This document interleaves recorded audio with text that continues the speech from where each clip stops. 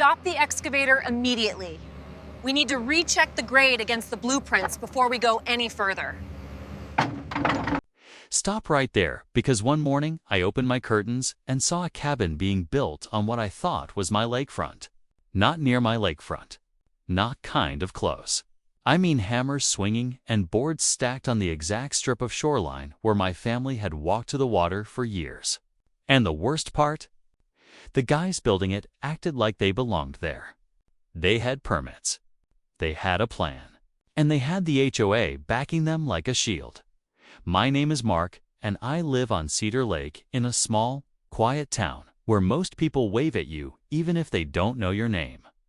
I bought my house because of the lake. That's the truth. Not the kitchen, not the garage, not the schools. The lake?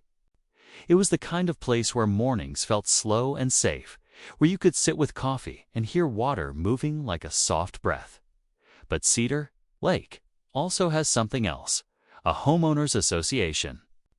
Pine Ridge Shores HOA. When I moved in, I told myself it wouldn't be a big deal.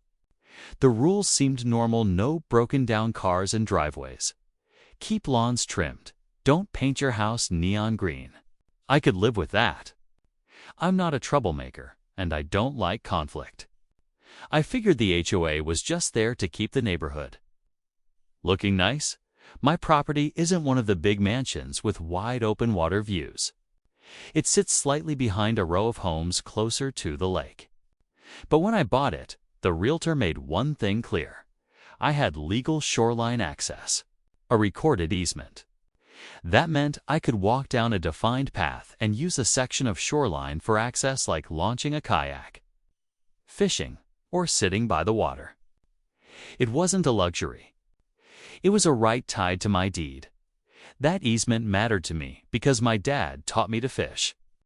After he passed, I kept the habit. I'd walk down the path at sunset and cast a line just to clear my head.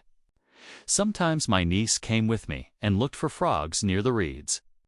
Those small moments were the reason I felt like my house was more than walls. The lake was part of my life, and that easement was the bridge to it.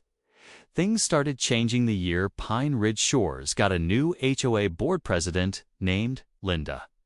Linda was the type who spoke like every sentence was a final decision. She wasn't loud, but she was firm. She talked about increasing property values and bringing in improvements. At the annual meeting, she announced a big project. The HOA planned to build several small rental cabins near the water for community revenue. First, I thought she meant near the clubhouse or somewhere off to the side. But then the HOA posted a big sign near the lake.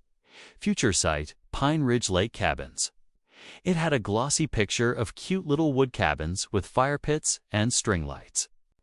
People in the neighborhood clapped and smiled like it was a vacation resort. I didn't clap. My stomach tightened because the sign was planted close to the area where my shoreline access path ended. 2 weeks later, orange flags appeared in the grass. Survey stakes. Spray paint lines. When I walked down my usual path, I saw workers measuring and marking right across the strip of shoreline I used.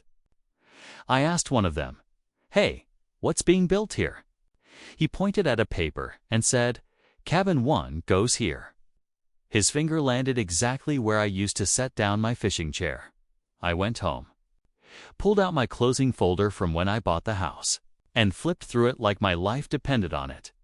Deed, plat, map, title paperwork. And there it was, words I had read before, but never truly needed until that moment. Shoreline access easement. 20 feet in width, running to Cedar Lake. It had a book and page number recorded with the county.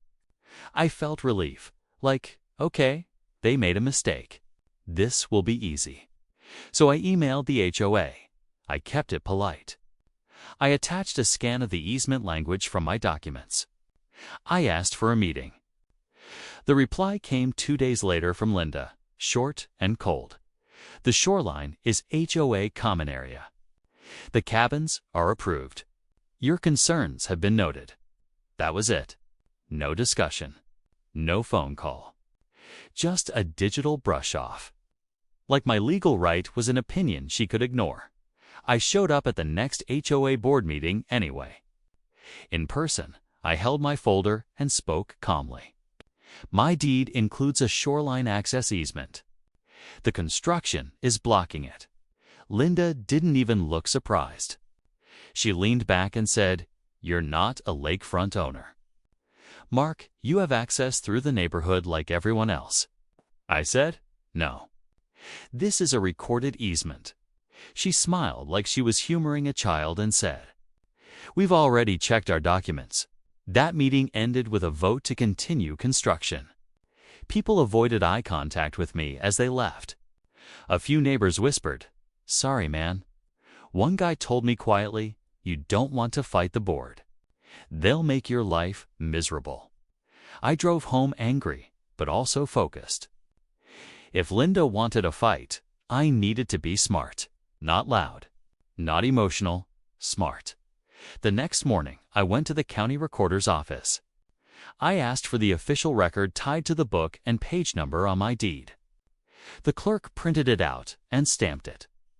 It wasn't just a sentence in my paperwork. It was a real recorded document with a legal description and a map reference. The easement wasn't vague. It wasn't optional. It was specific. And it went straight through the exact area where the HOA planned to place cabins. Then I did something else. I hired a licensed surveyor. Not because I didn't trust the document, but because I knew how people like Linda operate. If there was any wiggle room, the HOA would live inside it. The surveyor came out with his equipment, took measurements, and later handed me a clean drawing. A 20-foot corridor drawn clearly, running to the shoreline. The new cabin foundation, sitting right inside it. Armed with that, I could have marched right back to the HOA and demanded they stop. But something in me hesitated. Not fear strategy. I had already tried polite. I had already shown them evidence, and they still pushed forward. That told me they weren't going to stop unless they were forced. So I decided to stop giving them early warnings. I would gather proof, watch carefully, and choose the moment when stopping would actually stick. Construction moved fast. Trucks came in early, sometimes before sunrise. They poured concrete and framed walls like they were racing a clock. The sound of nail guns echoed across the water. Every day I walked down near the path and took pictures from different angles. I documented dates, times, license plates on work trucks, and the location of the build. I didn't trespass. I stayed on public or permitted areas. But I collected everything like a quiet storm building. Neighbors started treating the cabins like a fun new attraction. Some said, "This will bring in money for the community." Others said, "Maybe our dues will go down." I heard one couple joking about booking a cabin for their relatives. I wanted to shout, "They're building on my easement." But I swallowed it. I just nodded and said, "Interesting." Inside. I felt like I was watching someone build a shed across my driveway while everyone congratulated them. One evening, my niece asked, "Uncle Mark, why are they building there?" I told her sometimes people think they can take things if they act confident enough. She frowned and skipped rocks anyway, but it hit me hard. I wasn't just fighting for a fishing spot. I was fighting the idea that legal rights only exist if you're loud enough to defend them. A month into construction, I sent out a newsletter. It said the cabins would be rented out on weekends, and the first cabin would be sold as part of a long-term revenue plan to an investor group that would manage bookings. Then I saw the line that made my heart beat faster. First cabin sale scheduled to close on June 28th, closing day. Money day. The day signatures happen and people assume everything is clean. That's when my plan became clear. I knew about real estate closings. A title company checks for problems. Lenders want clean paperwork. Buyers want no surprises. If I could place the easement in front of the right people at the right moment, the whole deal could freeze. Not with a rant. not with a Facebook post. With a document?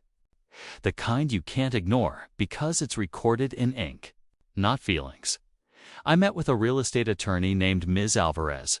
She listened without interrupting, flipping through my deed, the county printouts, and the survey. Then she said, "Mark, this easement is real, and it appears they're obstructing it." I asked, why would they do that if it's recorded? She gave me a look like she'd seen this before. Some HOAs bet that homeowners won't push back, or they assume no one will notice. I told her about the closing date. I asked, "Can we stop it?" She said, "We can notify the buyer and the title company. If there's a known easement, it must be disclosed. If the cabin sits on it, that's a serious defect." I asked if we should file a lawsuit right away. She shook her head. Not yet. Let's choose the cleanest pressure point. Closings hate uncertainty. That's your leverage. We prepared a packet. It included a certified copy of the easement from the county, the survey drawing, photos of the cabin construction within the easement boundaries, and a short letter from my attorney explaining that the easement is being blocked. The letter didn't scream. It didn't threaten like a bully. It simply stated facts and requested immediate correction. Ms. Alvarez told me people ignore angry emails. They do not ignore documented title problems. While we prepared, I stayed quiet publicly. I didn't argue at HOA meetings. I didn't confront workers. I didn't post online. Linda probably thought I had given up. I even saw her at the mailbox area once, and she smiled like she'd won. She said, "Everything smooth now, Mark?" I smiled back and said, "Yep, smooth." My stomach turned as I said it. But I kept my face calm. The next step was figuring out who the buyer was and what title company was handling the closing. That wasn't posted publicly, but people talk. A neighbor who volunteers with HOA events mentioned the investor group's name while chatting about big plans. I wrote it down like it was a license plate from a getaway car. Ms. Alvarez's office searched business filings and connected it to a development company in the next county. A week before closing, my attorney sent the packet by certified mail to the investor group, their attorney, and the title company listed on the preliminary paperwork we obtained. We also sent a copy to the HOA's attorney. Then we waited. That waiting felt like holding your breath underwater, hoping you surface before your lungs burn. Every day I checked my phone like it might explode with a response. The HOA attorney responded first. His email sounded annoyed. He claimed the easement was disputed and suggested I was misinterpreting old documents. Ms. Alvarez replied with one sentence that felt like a steel door closing. Recorded easements are not matters of interpretation when the legal description and survey align. After that, silence again. No apology. No pause in construction. They kept working like my letter was just another piece of junk mail. By mid-June, Cabin 1 looked finished. It had a porch facing the lake, a shiny metal roof, and a little gravel path leading to the door. The porch sat like a smug grin right on top of where my access corridor was supposed to breathe. Every time I saw it, I felt a mix of anger and something else, determination. Because I knew something they didn't want to admit. You can build wood and stone anywhere, but you can't build over paperwork forever. The night before closing, I barely slept. My mind kept replaying every possibility. What if the buyer didn't care? What if the title company shrugged? What if the HOA had some document I didn't know about? Ms. Alvarez had warned me not to assume anything until we saw their response. Still, I had faith in the basics. The easement was recorded. The survey was clean. The cabin was inside the corridor. Facts were on my side. Closing day arrived hot and bright, one of those summer mornings where the air already feels heavy. I went to work like normal, but I couldn't focus. Around 10 a.m., Ms. Alvarez called. Her voice was calm, but I could hear the edge of energy underneath. "Mark," she said, "the title company has flagged the easement as a major issue. They've paused the closing until it's resolved." I didn't cheer. I just closed my eyes and exhaled like I'd been holding my breath for months. An hour later, my phone rang again, this time from Linda. She didn't sound confident anymore. She sounded sharp, almost panicked. "What did you do?" she asked. I said, "I proved my easement." "The title company sees it," she snapped. "You blindsided us." I kept my voice steady. "I tried to discuss it. You told me my concerns were noted. Now they're noted by people who handle money." Linda demanded an emergency board meeting that afternoon. This time, the room felt different. The air was tense. Even the neighbors who used to smile about the cabins looked worried. Because now they understood something. If the HOA messed up a sale, it could cost everyone. Linda opened with, "We have a situation." I raised my hand and said, "It's not a situation. It's an easement. It's been recorded for decades." The HOA attorney spoke next. He tried to sound calm, but he couldn't hide the strain. "The title company is requiring resolution before closing. Options include relocating the structure, obtaining a release of easement, or negotiating an alternative access arrangement." I looked right at Linda. "I'm not releasing it. And I'm not taking alternative access that's worse. I want my 20-foot corridor restored, clear to the shoreline, like the deed says." People started murmuring.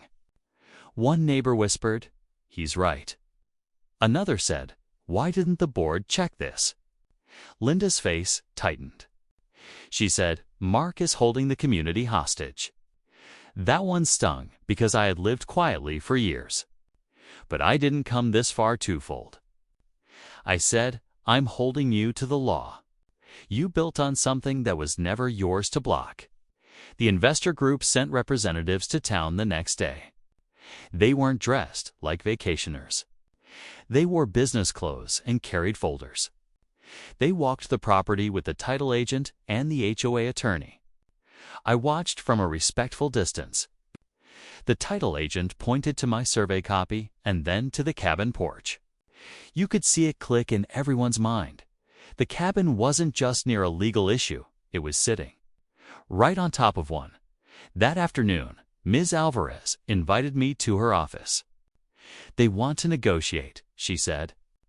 The investor group was upset because delays cost money. The HOA was upset because they had promised revenue.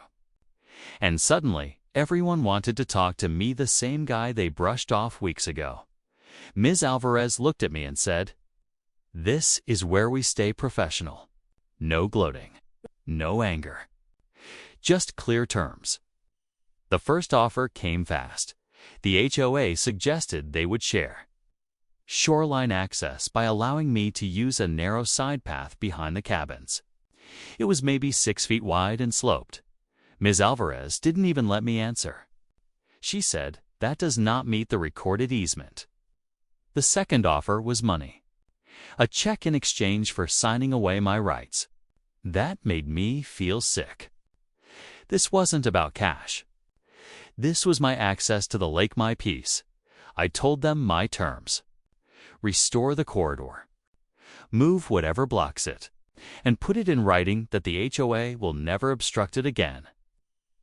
The investor representative frowned and said, "That may require moving the cabin."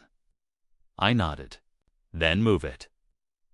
The room went quiet. I could tell no one expected me to stand firm. They expected me to take money, or get scared, or settle for less. But the easement wasn't a gift. It was part of my property. "Here's the moment I'll never forget," the title agent said. "Very plainly, if this is not resolved, there is no insurable title for this transaction as planned." That sentence hit like a judge's gavel. No insurance, no closing. No closing, no money. And suddenly, Linda wasn't the boss of the room anymore. The paperwork was. The law was. The quiet recorded lines on a county document carried more power than her whole board. The HOA tried one last angle. They claimed the easement had been abandoned because I hadn't used it enough. Ms. Alvarez slid my dated photos across the table, pictures of me and my niece by the water. Pictures of the path before construction, even a fishing photo I had posted years earlier. Then she placed the survey and county record on top like a final layer. It has not been abandoned, she said. It has been actively used and unlawfully obstructed. Negotiations stretched for 2 long weeks. During that time, the cabins sat finished but unusable, like shiny cars with no keys. Neighbors grew restless. Some apologized to me. Others avoided me. A few still blamed me, as if I had built the cabin myself just to complain about it. But I kept my routine work home. My evening walks stopped at the construction fence. And I'd feel that familiar sting. Then the HOA finally cracked. Their attorney called Ms. Alvarez and admitted the truth. Their own records showed the easement. But the board believed it wouldn't be enforced. Hearing that made my hands shake. Not because I was surprised, but because it confirmed something ugly. They didn't make an innocent mistake. They gambled. They bet I wouldn't fight back. And they were wrong. The final agreement required the HOA to remove the portion of the cabin structure that blocked the corridor and reconfigure the site plan. They had to relocate the porch and adjust the cabin footprint enough to clear the 20-foot easement. They also had to install permanent markers along the easement boundary, small, neat posts, so no future misunderstanding could happen. On top of that, they covered my legal and survey costs in full. When the work crews returned, it felt surreal. The same people who had built the cabin now had to undo part of it. Saws buzzed. Boards came off.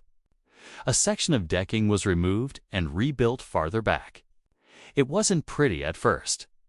For days, it looked like a mistake made visible. But I didn't feel joy watching it happen.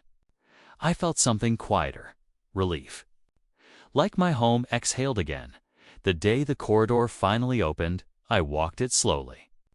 20 feet wide, clear, and leading straight to the lake like it always was meant to. The water was calm, and the reeds moved gently in the wind. I stood at the shoreline and stared out for a long time. Not because I'd won, but because I had defended something that mattered. My dad's old fishing lessons. My niece's skipped rocks. My right to reach the water without asking permission. The delayed closing happened later, after the title company approved the corrected site plan.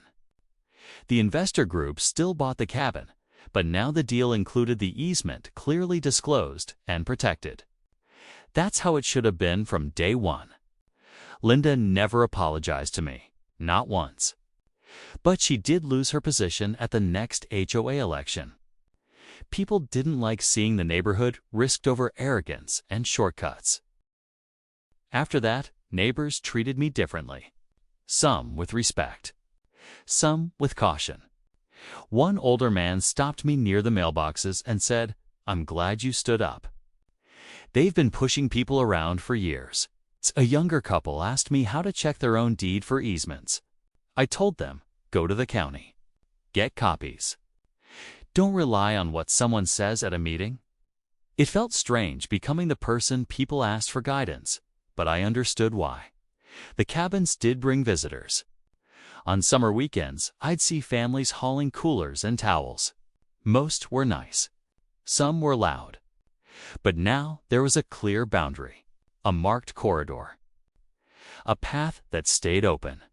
And sometimes I'd walk down to fish and a visitor would say, "Oh, are you staying in cabin too?" And I'd smile and say, "No, I live here. And this path is part of my property rights." Usually they'd nod like, "Makes sense," and move aside. Looking back, I learned something important. Being quiet doesn't mean being weak. I didn't scream. I didn't threaten. I didn't vandalize signs or argue with workers. I documented. I verified. I used official channels. And I picked the moment when the truth would matter most, when signatures and money demanded clean facts. That's the part people keep asking me about. Why I waited until closing day. The answer is simple. That's when ignoring me became too expensive. So, you ever find yourself staring at someone else's project, sitting on what you know is your right? Don't panic. And don't assume you're powerless. Check your documents. Get records. Get a survey if needed. Talk to a real attorney. And remember this: confidence without legality is just noise. A recorded easement is real, and it doesn't disappear because someone acts like it doesn't exist. Mine didn't, and on the day they tried to seal their deal, the shoreline finally became mine again.